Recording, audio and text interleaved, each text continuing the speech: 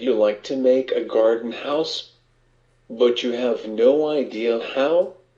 Then I have good news for you because I have found a website where you more with over 16,000 different construction drawings and building plans on all kinds of subjects. Not only making a garden house but also construction drawings of cabinets, doors, chairs, tables, painting easels, stools, beds, shed, pool tables, hen houses, dog houses and lots more. Are you curious if this is what you're? Click on the link below this video quickly now and then you get direct access to the 16,000 different construction drawings and building plans. Click now.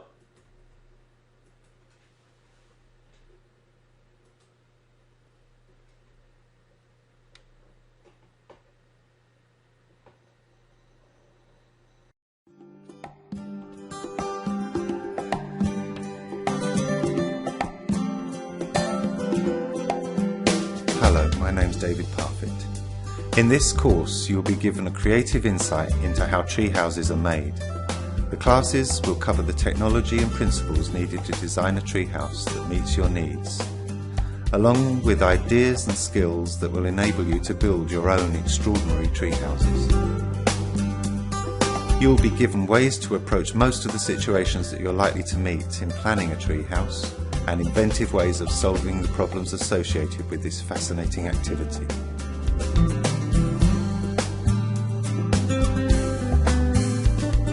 Tree houses are fantastic places. They're places for the imagination.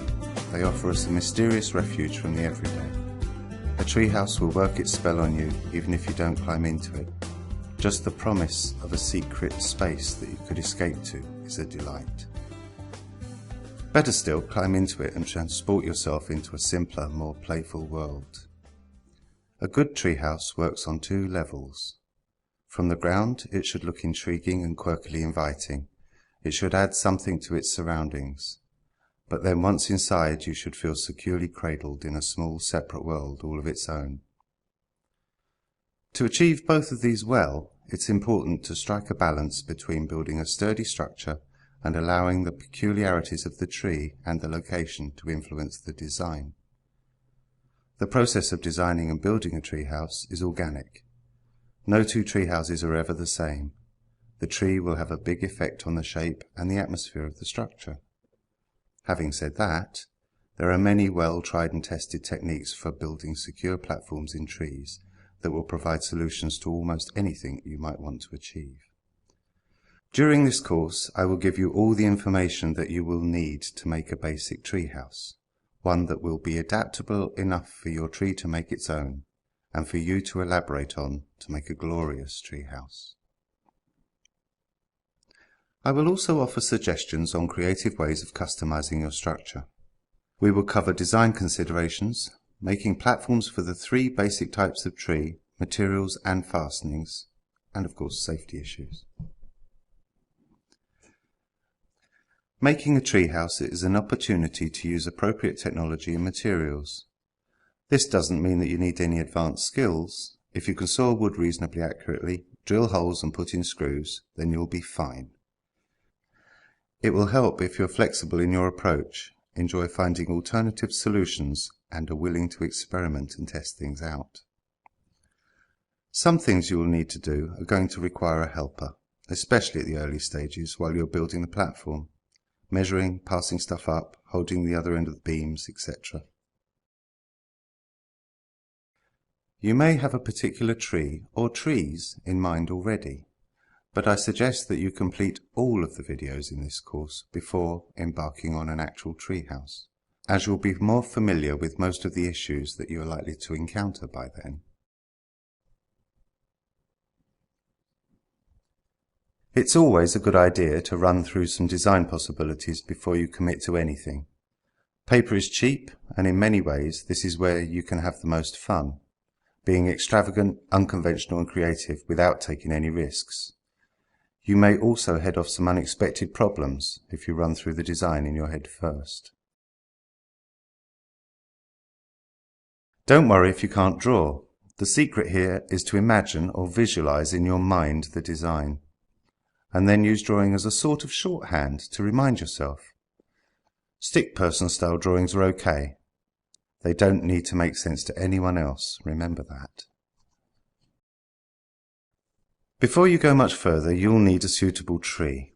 If you already have a tree in mind that you want to build in, use that. If not, pick any tree as an exercise and use it to develop some theoretical skills before you embark on the one. Even if you're just being theoretical, it's important that you base designs on a real tree, because your design will respond to its quirks.